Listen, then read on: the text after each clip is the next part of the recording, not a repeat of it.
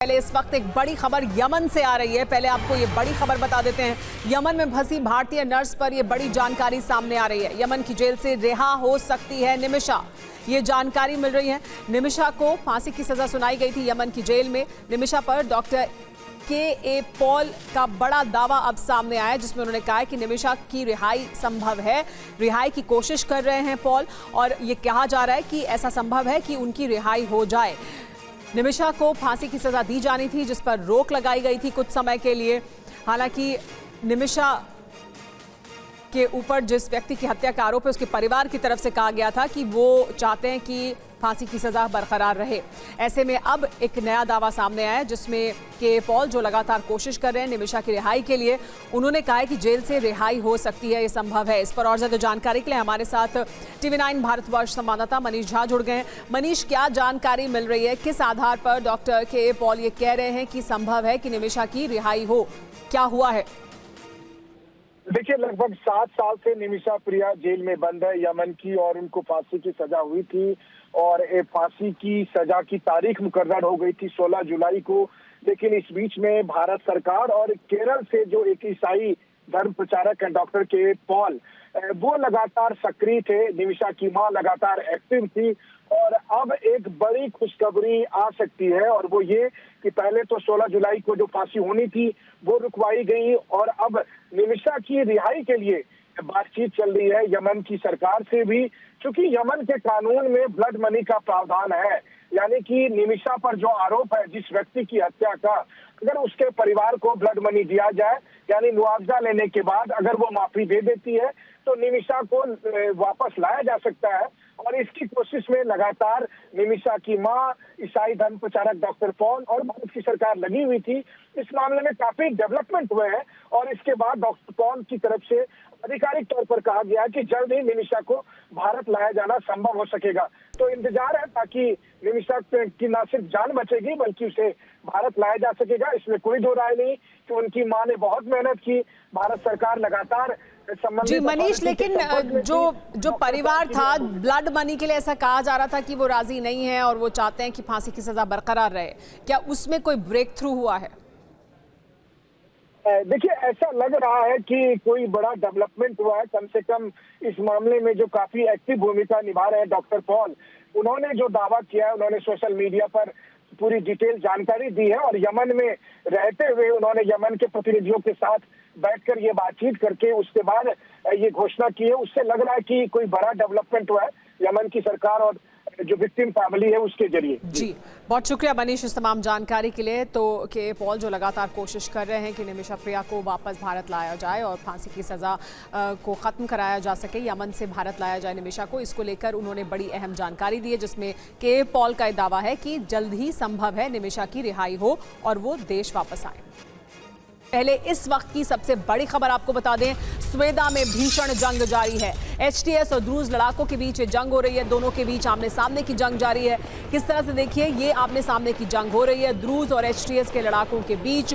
HTS की मदद करने के लिए आसपास के इलाकों से और जो अरब ट्राइब के लोग हैं वो पहुंच रहे हैं। ये देखिए, ये तस्वीरें सामने आई हैं जो दिखा रही है कि किस तरह से लड़ रहे हैं द्रूज और एचटीएस के लड़ाके।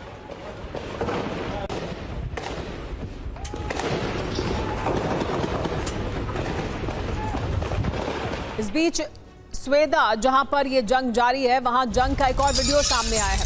अल जोलानी गुट और द्रूज के बीच किस तरह से युद्ध हो रहा है उसका ये वीडियो है। तो देखिए, स्वेदा प्रांत है ये, दक्षिण सीरिया का प्रांत, जहां पर इस वक्त जंग जारी है। स्वेदा के अल जायतून में भी भीषण युद्ध हो रहा है। अल जोलानी गुट के लड़ाकों ने यहां हमला किया है। हथियारबंद लड़ाकों ने इस गांव में हमला किया। एक और बड़ी खबर यह है कि सीरिया के रक्षा मंत्रालय ने भी एक वीडियो शेयर किया है। सीरियाई झंडे का वीडियो शेयर किया गया है। सीरिया की आज़ादी लेकर रहेंगे, इसके जरिए कहा गया है सीरिया मजबूत और अटूट रहेगा।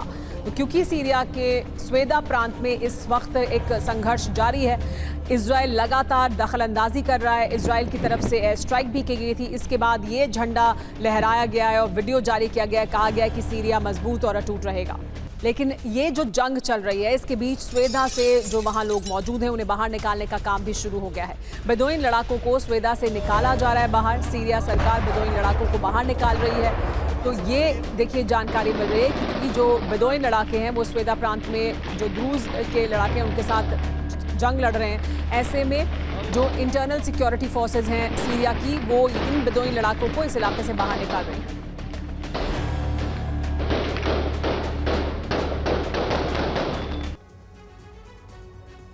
तो वो बेदोइन जो फंस गए हैं द्रूज के इलाके में, उनका रेस्क्यू किया जा रहा है। रेस्क्यू ऑपरेशन हुआ है। दरअसल हुआ क्या है कि स्वेदा में इजराइल का हमला जारी है। बेदोइन लड़ाकों को यहां से बाहर निकाला जा रहा है। सीरिया की सरकार यहां पर रेस्क्यू कर रही है बेदोइन लड़ाकों का। बेदोइन को निकालने के लिए बसें मंगवाई गई हैं। सीरियाई गृह मंत्री अहमद अल दलाती का बयान भी सामने आया है कि लोगों को बाहर सुरक्षित निकाला जाएगा। ये कहा है उन्होंने कि हमारी जिम्मेदारी है इनको बाहर निकालना। दरअसल द्रूज लड़ाकों का क्या होगा ये भी समझिए। द्रूज समुदाय को भी रेस्क्यू होने की उम्मीद थी। द्रूज के रेस्क्यू की अभी शुरुआत नहीं होगी। बड़ी बात यह है कि 1,28,000 लोग सीरिया में विस्थापित होंगे, ये कहा है यूएन ने। तो सीरिया में जारी है सीजफायर, किसी भी वक्त ये टूट सकता है। डर है कि कुछ घंटे में कबीलाई लड़ाके स्वेदा पर कब्जे का अभियान शुरू कर सकते हैं। दरअसल द्रूज लड़ाकों ने स्वेदा में सीरियाई सरकार और फौज की एंट्री बैन कर दी है। दावा यह है कि द्रूज नेता द्रूज लैंड बनाने का षड्यंत्र रच रहे हैं। इधर स्वेदा के चारों तरफ कबाइली सुन्ना के लड़ाकों ने डेरा डाला हुआ है।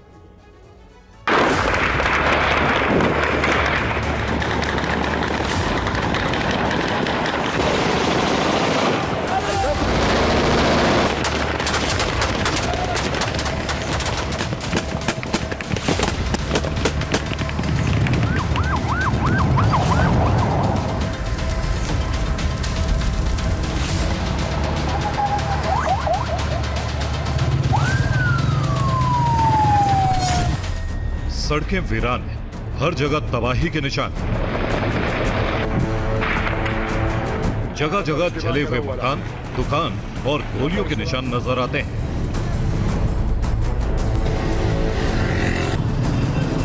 ये स्वेदा में आने वाले बारूदी तूफान से पहले का सन्नाटा है। किसी भी वक्त स्वेदा में एक बार फिर बड़ी जंग शुरू हो सकती है, लेकिन ये पहले से कहीं ज्यादा भीषण और विध्वंसकारी होगी। इस बारूदी भविष्यवाणी की दो बड़ी वजहें हैं। पहली, स्वेदा के बाहर कबाइली सुन्ना के लड़ाकों ने डेरा डाला हुआ है। दूसरी, द्रूज लड़ाके द्रूज लैंड बनाने की रणनीति तैयार कर रहे हैं, जिसका मतलब होगा सीरिया के टुकड़े। इसी वजह से माना जा रहा है कि स्वेदा में हुआ सीज फायर किसी भी वक्त टूट सकता है, जिसके बाद इस जंग का अगला चैप्टर शुरू होगा, जिसके बाद अल शरा सरकार ने बेदोइन समुदाय के लोगों को शहर से बाहर निकालना शुरू कर दिया। स्वेदा शहर से करीब 1500 बेदोइन लोगों को बाहर निकाला जा रहा है, जिन्हें बसों के जरिए दारा में बसाने का प्लान। पहले चरण में 300 लोगों को बाहर निकाला गया है। दूसरे चरण में द्रूज की कैद में मौजूद बेदोइन लड़ाकों को छुड़वाया जाएगा। किसी को शहर में एंट्री नहीं दी जा रही। द्रूज लड़ाकों ने स्वेदा में राहत सामग्री लेकर पहुंचे ट्रकों को एंट्री देने से मना कर दिया। भोजन, पानी, दवा और दूसरी जरूरी चीजों से लदे ट्रक स्वेदा के बाहर एंट्री का इंतजार कर रहे हैं। स्वेदा के बाहर ट्रकों की लंबी कतार लगी। इसके पीछे द्रूज लीडर हिकमत अल हिजरी को माना जा रहा है।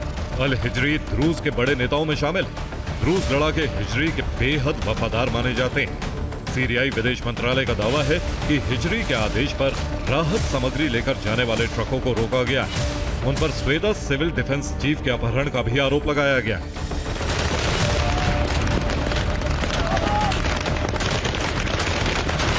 दावा है कि अल हिजरी और द्रूज के बाकी नेता स्वेदा को सीरियाई सरकार के नियंत्रण में नहीं देना चाहते। वो अभी भी सीज फायर के लिए तैयार नहीं और सीरियाई फोर्सेस पर हमले कर रहे हैं। द्रूज लड़ाकों ने इजराइल से अपील की है कि वो जंग में उनकी मदद करें।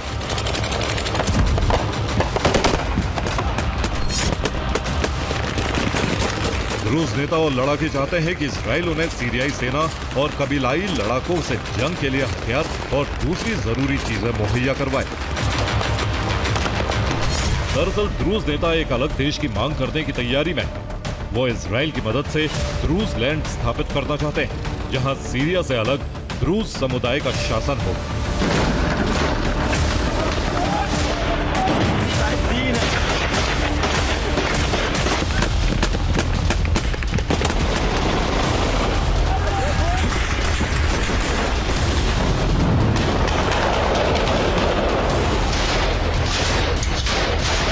इस बात की भनक सीरियाई सरकार और कबायली सुन्ना के लड़ाकों को भी।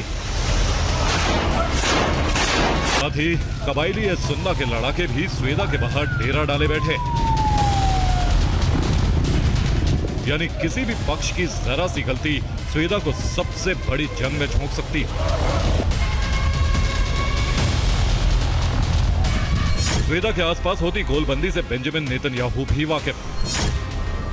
यही वजह है कि सीरियाई एयरफोर्स आसमान से हर हरकत पर नजर रख रही और इकट्ठा हुए लड़ाकों पर फायरिंग कर रही।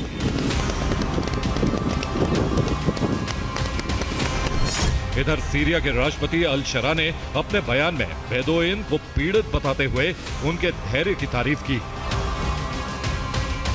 सीरिया से 10,000 किलोमीटर दूर वाशिंगटन में बेंजामिन नेतन्याहू के खिलाफ गुस्सा बढ़ता जा रहा है। ट्रंप प्रशासन सीरिया में शुरू हुई जंग का जिम्मेदार नेतन्याहू को मान रहे हैं। एक्सियोस की रिपोर्ट के मुताबिक सीरिया पर इजरायली बमबारी से ट्रंप और व्हाइट हाउस हैरान। ट्रंप प्रशासन इसे सीरिया में शांति की कोशिशों को विफल करने का षड्यंत्र मान रहा है। व्हाइट हाउस के कई अधिकारियों ने नेतन्याहू को पागल बताया, जो कभी भी कहीं भी बमबारी कर देते। साफ ट्रंप और उनका प्रशासन इजरायली राष्ट्रपति पर भड़के हुए। माना जा रहा है कि स्वादा की जंग का खामियाजा इजराइल को उठाना पड़ सकता है, क्योंकि अगर सीरिया में जंग भड़कती है तो इसका जिम्मेदार सिर्फ और सिर्फ इजराइल के प्रधानमंत्री को माना जाएगा। Bureau report, TV9 Bharat. Syria में इजराइल के हमले से ट्रंप हैरान हैं, ये बड़ी जानकारी मिल रही है। ट्रंप ने नेतन्याहू के साथ फोन पर बात की। ट्रंप ने इस मुद्दे पर गंभीरता से ध्यान देने के लिए भी कहा। तो बहुत गंभीर है ट्रंप, जिस तरह से सीरिया पर नेतन्याहू ने हमला किया, लेकिन इजराइल पीछे हटने के लिए तैयार नहीं है। इस बीच एक और बड़ी खबर आ रही है। बड़ी खबर ये कि परमाणु कार्यक्रम से पीछे नहीं हटेगा ईरान। ये एक बार फिर ईरान ने साफ कर दिया है। ईरान के विदेश मंत्री आरागची ने बड़ा बयान दिया है। परमाणु कार्यक्रम हमारे राष्ट्रीय गौरव का प्रश्न है, कहा आरागची ने। एटमी साइट पर गंभीर नुकसान होने से संवर्धन अभी रुका हुआ है, ये उन्होंने कहा, लेकिन किसी भी कीमत पर यूरेनियम संवर्धन नहीं रुकेगा। परमाणु कार्यक्रम नहीं रुकेगा, कहा ईरान ने। आरागची ने क्या कहा है समझिए। अमेरिकी हमले में एटमी साइट को गंभीर नुकसान हुआ है। काफी नुकसान होने से यूरेनियम संवर्धन अभी रुका हुआ है। हम अपने नुकसान का आकलन कर रहे हैं। परमाणु कार्यक्रम को लेकर यह स्पष्ट किया लेकिन कि ईरान का परमाणु कार्यक्रम रुकने वाला नहीं है। यूरेनियम संवर्धन का काम जारी रहने वाला है। हमारे वैज्ञानिकों की यह बड़ी उपलब्धि है। परमाणु कार्यक्रम हमारे लिए राष्ट्रीय गौरव का प्रश्न है। दरअसल इसके मायने क्या हैं ये भी समझिए। किसी भी दबाव में ईरान रुकने वाला नहीं है, अपना परमाणु कार्यक्रम जारी रखेगा। इजराइल एक बार फिर बड़ा हमला भी इस वजह से कर सकता है। अमेरिका भी बड़ा एक्शन ले सकता है। मध्य पूर्व में नए समीकरण बन रहे हैं, जिससे अरब कभी भी धधक सकता है। खामेनेई जब से बंकर से बाहर आए हैं तब से अरब मुल्कों को एकजुट कर रहे हैं। दूसरी तरफ रूस चीन के साथ मिलकर गठबंधन बना लिया गया है। हालांकि अमेरिका के साथ परमाणु करार के लिए वार्ता पर ईरान सहमति दे रहा है, लेकिन ईरान के एक नए कदम से पेंटागन में हड़कंप है। ईरान रूस के साथ मिलकर युद्धाभ्यास कर रहा है। इस बीच रूस ने ईरान को डिफेंस सिस्टम भेजे हैं, जो ईरान के परमाणु ठिकानों पर तैनात किए जा रहे हैं।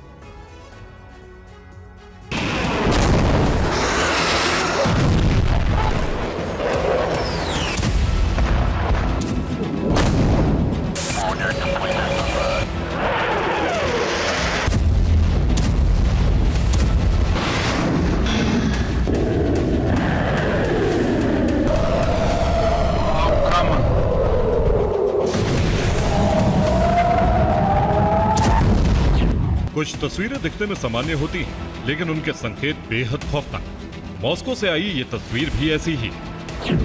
मॉस्को में व्लादिमीर पुतिन और आयतुल्लाह खामनेई के सलाहकार अली लारिजानी के बीच अचानक से मीटिंग, जो पहले से तय नहीं थी। यानी लारिजानी का यह दौरा अचानक तय था, लेकिन इस मीटिंग से जो संकेत मिला वो बेहद विनाशकारी है। संकेत है कि अब मध्य पूर्व में घमासान शुरू हो सकता है, क्योंकि रूस खुलकर ईरान की मदद कर रहा है।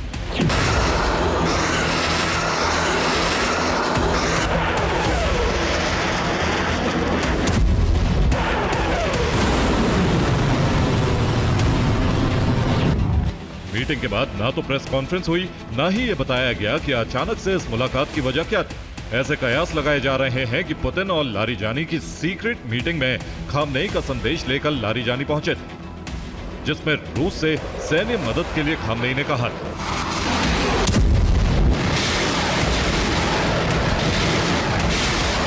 इस मीटिंग के बाद जो असर हुआ वो समझिए।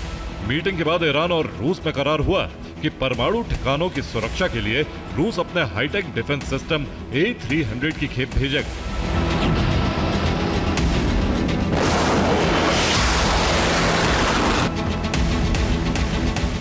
सिर्फ डिफेंस सिस्टम ही नहीं, बल्कि मिसाइल, टैंक और लंबे युद्ध के लिए बारूद भी भेजे।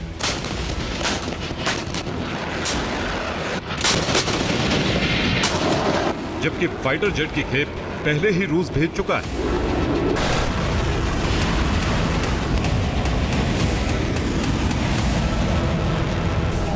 साफ है, ईरान आर पार लड़ाई लड़ने को तैयार है,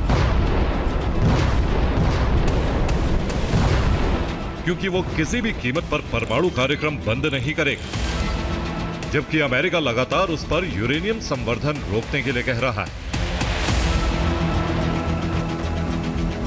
इस बीच ट्रंप ने फिर से धमकी दी। हमने ईरान के तीनों परमाणु साइट पूरी तरह से नष्ट कर दी। ईरान उन्हें ठीक करके दोबारा इस्तेमाल कर सकता है, लेकिन उसका इस्तेमाल सिर्फ लगाए हुए प्रतिबंध के अनुसार होगा। अगर ईरान ने नया परमाणु ठिकाना बनाकर यूरेनियम संवर्धन बढ़ाया तो हम उसे भी तबाह कर देंगे।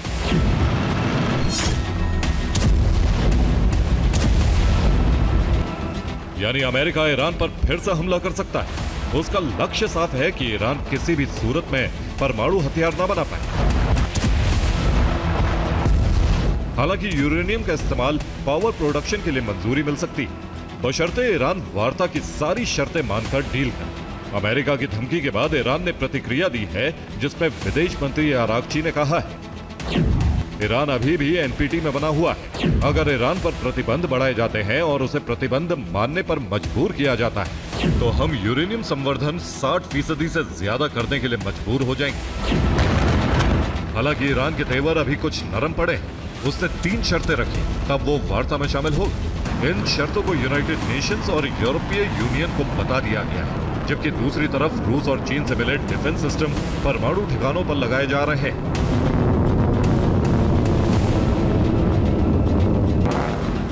अगर हालात बिगड़े तो परमाणु ठिकानों की सुरक्षा सुनिश्चित की जा सके।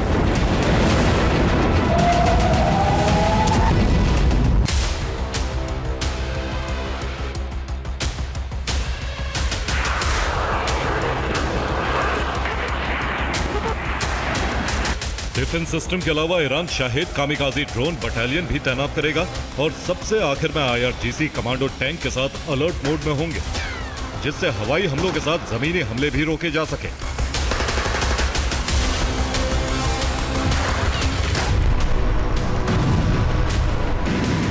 इस बार ईरान किसी भी कीमत पर अमेरिका इजराइल को परमाणु ठिकानों पर हमले करने से रोकने की प्लानिंग कर चुका है।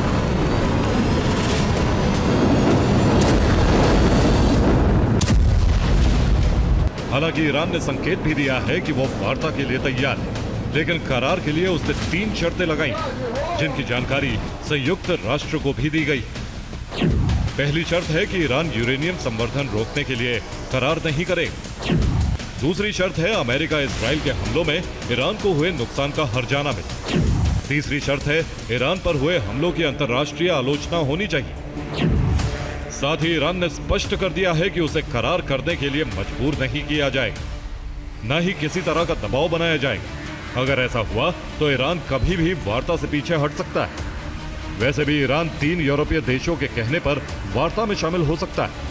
फ्रांस, जर्मनी और ब्रिटेन ने कहा था कि ईरान पर हमले चौंकाने वाले थे।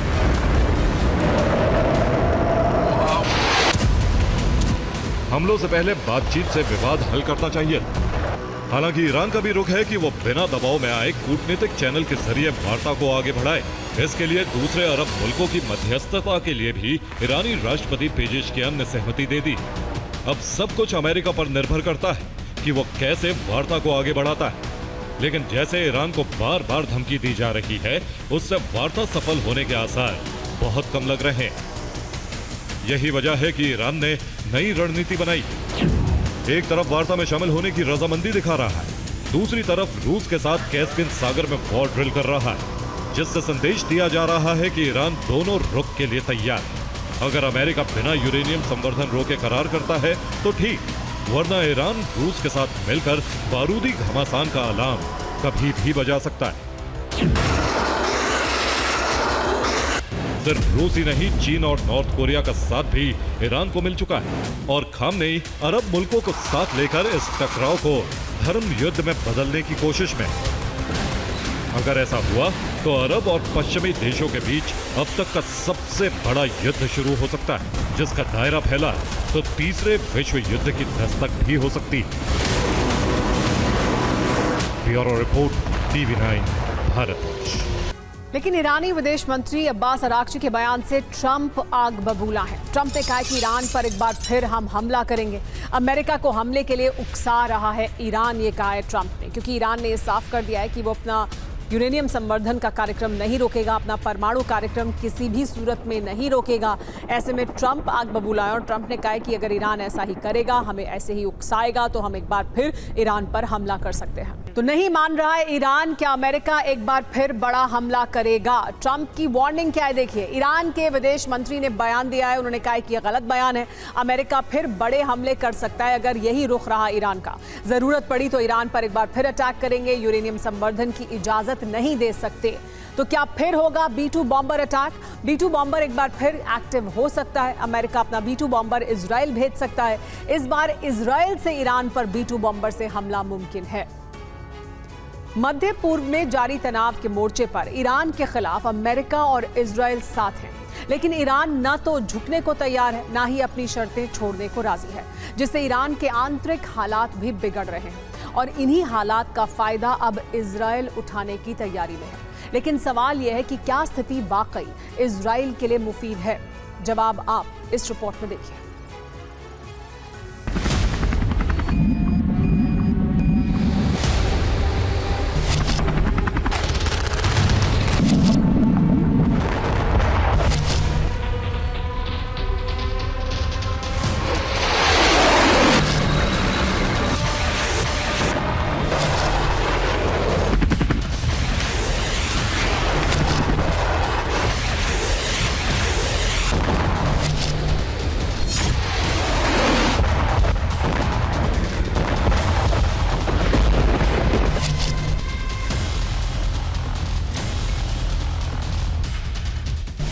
न्यूक्लियर अधिकार के लिए इजराइल और अमेरिका से टकराने वाला देश ईरान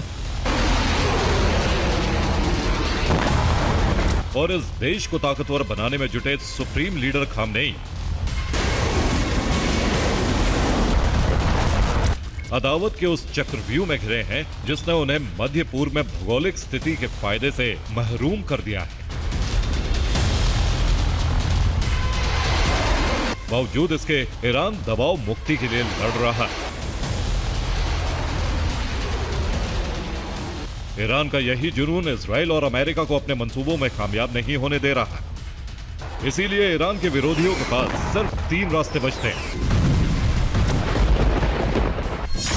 पहला, ईरान के खिलाफ बड़े पैमाने पर युद्ध छेड़े। दूसरा, ईरान के मोर्चे पर विश्व युद्ध की स्थिति बनाए। और तीसरा, ईरान को अंदर से खोखला करके कमजोर कर दे।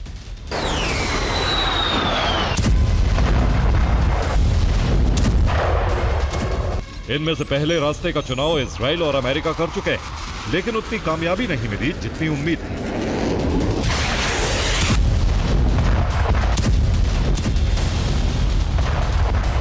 दूसरे रास्ते का चुनाव तब संभव है जब रूस और चीन भी इसमें दिलचस्पी दिखाएं, लेकिन इसमें वक्त लगेगा। इसीलिए तीसरे रास्ते को अपनाना अंतिम विकल्प बन गया है, जिसे इजराइल ने अपना भी लिया है।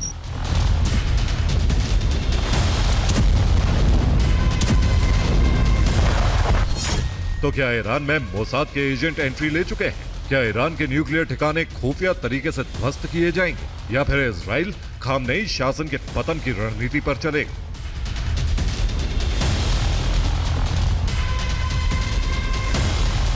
सवाल इजराइल के ऊर्जा मंत्री के उस संदेश ने उठाए हैं जो ईरान के नागरिकों के लिए जारी किया गया है। और एली कोहेन का संदेश ये है कि ईरान के लोगों की पीड़ा इजराइल समझ रहा है। ईरान के लोगों के पास पर्याप्त पानी भी नहीं है। ईरान के शासन ने पानी के लिए कोई निवेश नहीं किया। जल संसाधन का बजट परमाणु कार्यक्रम में खर्च कर दिया। शासन ने ईरान के लोगों की जरूरत पर ध्यान नहीं दिया। पानी का बजट अपनी प्रॉक्सी ब्रांच के लिए खर्च कर दिया। यह संदेश बताता है कि इजराइल ने ईरान के लोगों को अपने शासन के खिलाफ भड़काने का कार्यक्रम शुरू कर दिया है, ताकि एक तरफ खामनेई के खिलाफ बगावत हो और दूसरी तरफ इजराइल खुफिया एजेंट्स के जरिए ईरान के न्यूक्लियर ठिकाने ध्वस्त किए जा सके।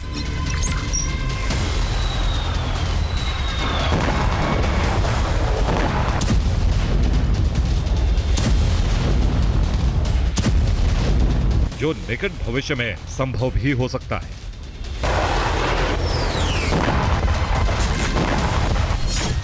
ऐसा इसलिए कहा जा सकता है क्योंकि ईरान में पानी की कमी से आवाम जूझ रही है। पानी की किल्लत के कारण कई दफ्तरों को बंद कर दिया गया है। हाइड्रो इलेक्ट्रो पावर प्लांट्स का उत्पादन भी घट गया है, जिससे लोग रोजमर्रा की जरूरतें पूरी करने में भी मोहताज नजर आ रहे हैं। इस स्थिति को ईरान की सरकार भी भांप चुकी है। बगावत किसी भी वक्त हो सकती है, ये बात उन्हें समझ आ चुकी है। इसीलिए ईरान की सरकार ने इजराइल और अमेरिका के लिए रणनीतिक कदमों के साथ हालात पर काबू पाने के कुछ दूसरे रास्ते तलाश लिए हैं।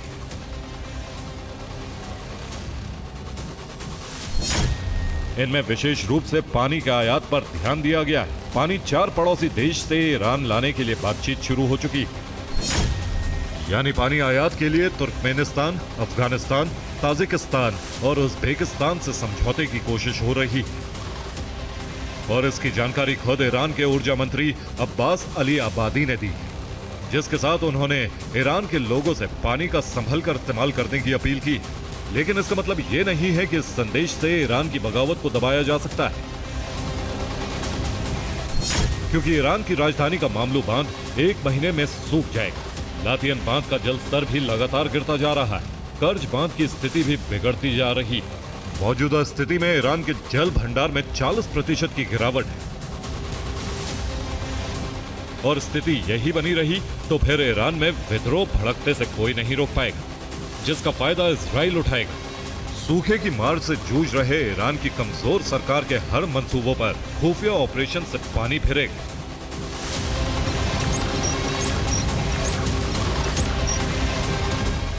Bureau report, TV9 Bharat. रूस और यूक्रेन के बीच युद्ध महाविध्वंसक हो चुका है। पुतिन ने अचानक यूक्रेन पर बड़े हमले शुरू कर दिए हैं। ये अटैक उस वक्त बढ़े हैं जब ब्रिटेन और जर्मनी ने कीव को हथियार देने का ऐलान किया है। जवाब यूक्रेन की तरफ से भी दिया जा रहा है। कीव ने मॉस्को समेत रूस के 5 इलाकों में कई विध्वंस किए हैं। लेकिन रूस में यूक्रेन का बारूदी प्रहार जारी है। रोस्तोव में यूक्रेन ने दागे हैं ड्रोन। 24 घंटे में यूक्रेन का यह दूसरा बड़ा हमला है। यूक्रेनी हमलों का ट्रेन पर भी असर हुआ है। हमले के बाद कई ट्रेनों को रद्द कर दिया गया। देखिए किस तरह से रोस्तोव में यह हमला किया गया। 24 घंटे में यूक्रेन का यह दूसरा बड़ा हमला था। इसकी वजह से जो ट्रेन रूट है वो भी प्रभावित हुआ है।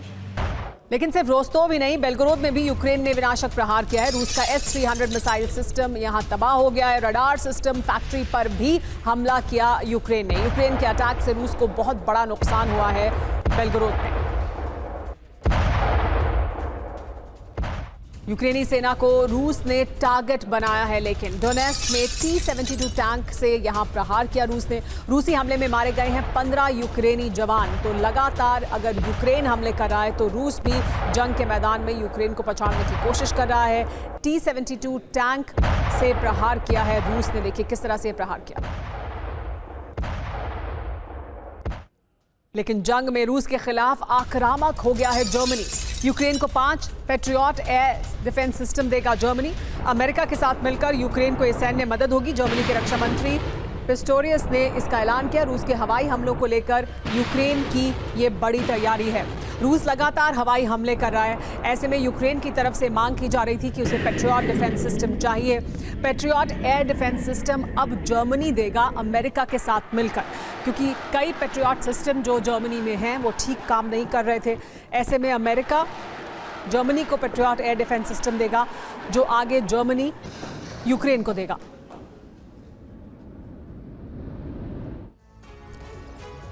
तो यूक्रेन को रक्षा कवच देगा जर्मनी। 5 पैट्रियट डिफेंस सिस्टम देने पर फैसला हुआ है। अमेरिका के साथ मिलकर पैट्रियट देने वाला है जर्मनी। यूक्रेन के पास पैट्रियट डिफेंस सिस्टम की कमी है। पैट्रियट सिस्टम की मांग कर चुके हैं ज़ेलेंस्की।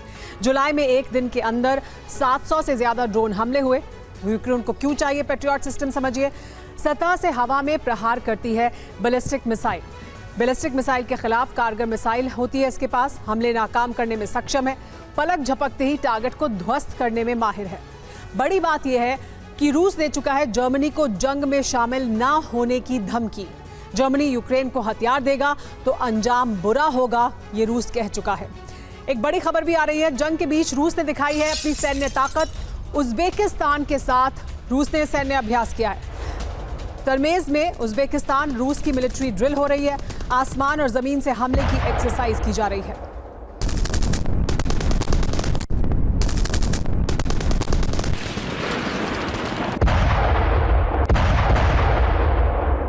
एक और बड़ी खबर चासिव यार से है। चासिव यार में यूक्रेन ने हवाई हमला किया है। सुखोई 27 से रूसी ठिकानों पर बमबारी की गई। रूस के हमले में गोला बारूद डिपो तबाह हो गया है।